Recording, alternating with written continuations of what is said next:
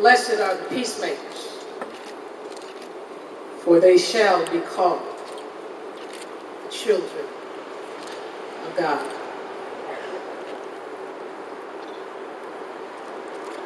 To all of the children of God gathered here on today, it is certainly an honor and privilege for me to be here, to join in this wonderful celebration of the moments of peace. We thank all of the organizers of this event that is extremely timely for our world. I did not have the honor of meeting Sri Chinmoy,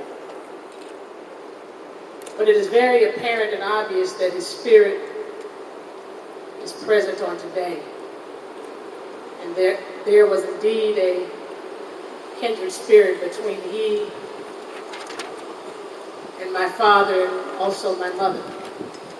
In fact, it was my mother who was involved in the peace movement when she was a student at Antioch College, Yellow Springs, Ohio, several years before she met my father, Martin Luther King Jr. It was she as well who spoke out against the Vietnam War before he made his public statement in opposition to that war. Many people remember him as fighting for racial justice in America. But he often reminded us that we fight against triple evils of war, poverty, and racism. And he spent his entire life crusading against those evils. He taught me and my siblings, for me through my mom, that at the core of everything in life is a thing called agape, unconditional love. That until our world is saturated with that unconditional love, then we are going to have to be steadfast in our commitment to fight against injustice, inequality, and things that are enemies to the force of love. If we're to have peace in this world, indeed, we will need more peacemakers. So my hope and prayer is that this wonderful statue will ignite,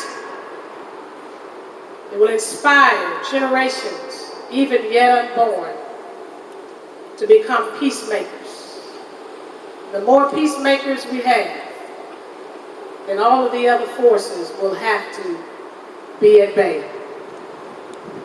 Daddy and mother taught us through the tactics of Mahatma Gandhi in America that nonviolence is the way to bring about a peaceful world society. He taught us 6 principles and 6 steps of nonviolence. When my mother founded the King Center in '68, 3 short months after my father's assassination, it was her mission to ensure that not only our nation but this world would understand that philosophy and methodology of nonviolence. And so we teach and train people in the principles and the methodology of nonviolence. That is the work that I continue to do. In fact, last week we concluded a camp in Atlanta where we received youth as far away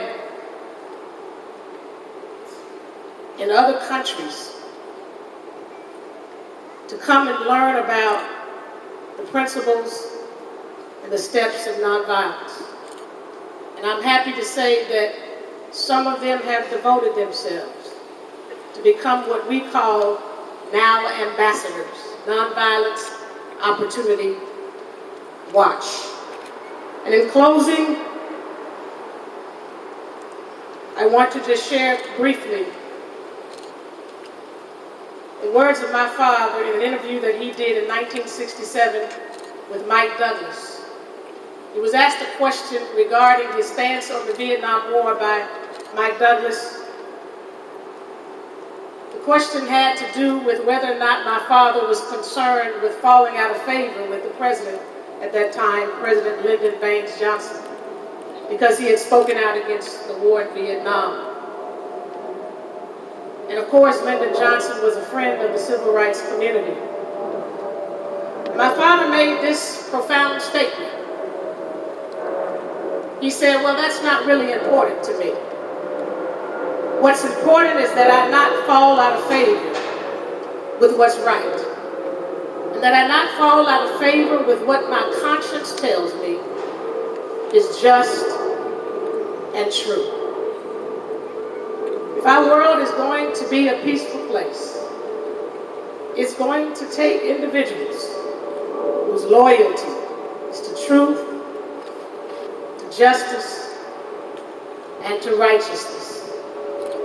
As Daddy said, true peace is not merely the absence of tension, but it is the presence of justice. God bless you.